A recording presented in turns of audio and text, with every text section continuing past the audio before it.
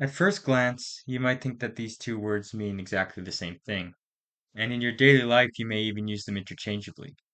But in physics, they actually have different meanings, and it's important to know the distinction between the two as it'll come up many times uh, through your study of physics. So first, accuracy. Accuracy can be defined as how close a measurement is to an accepted value. So an example of this, you could say, throughout the history of science, scientists have measured the gravitational acceleration on the Earth's surface and have calculated it out to an average of 9.81 meters per second squared. So this would be an accepted value. We know it to be true. That's the value. We accept it. Now, if you're going to do an experiment to calculate this value, say a guy comes along and makes a measurement G1, he does a measurement to try to calculate this value and comes out with 9.7 meters per second squared. So close, but not exact. And then another guy comes along, does another experiment, and he gets, say, 9.6 meters per second squared. Now, which is more accurate?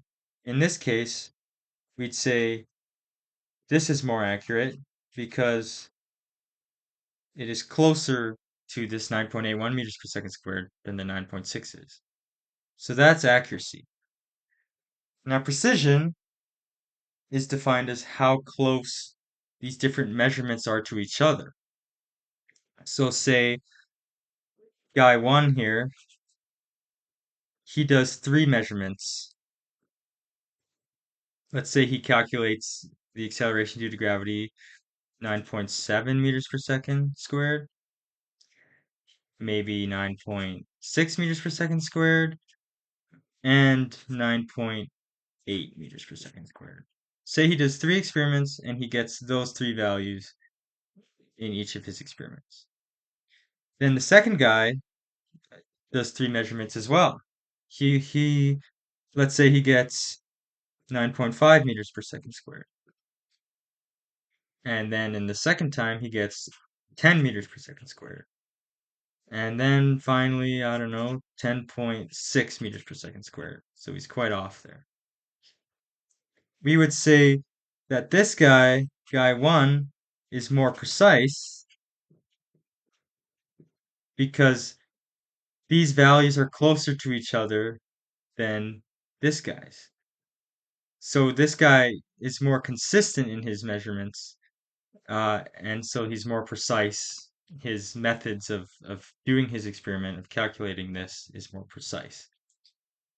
Now, you can be accurate and not precise. You can be precise and not accurate, or else you could either be both accurate and precise, or none at all.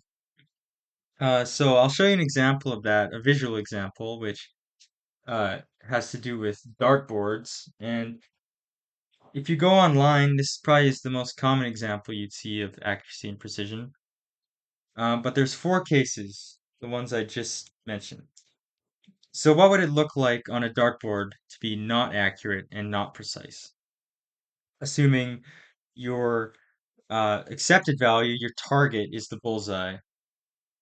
So if you're not accurate and not precise, that means you're not hitting the bullseye and you're all over the place. You're not throwing the darts close to each other. You might even miss the board entirely. So that's what it looks like to be not accurate and not precise. What does it look like to be accurate and not precise?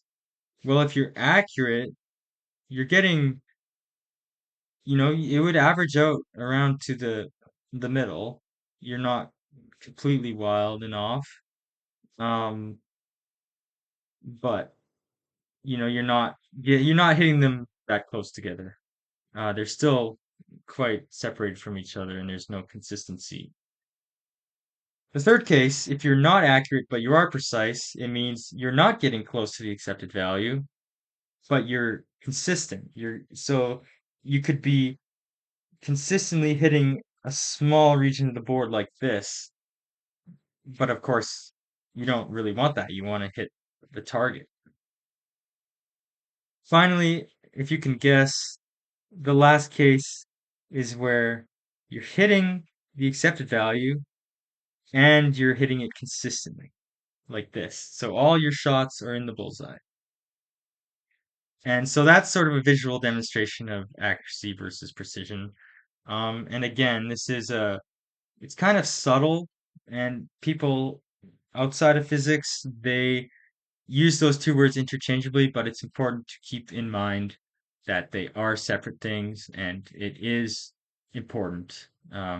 You will be questioned on it by people, um, so it's worth it to keep that in mind.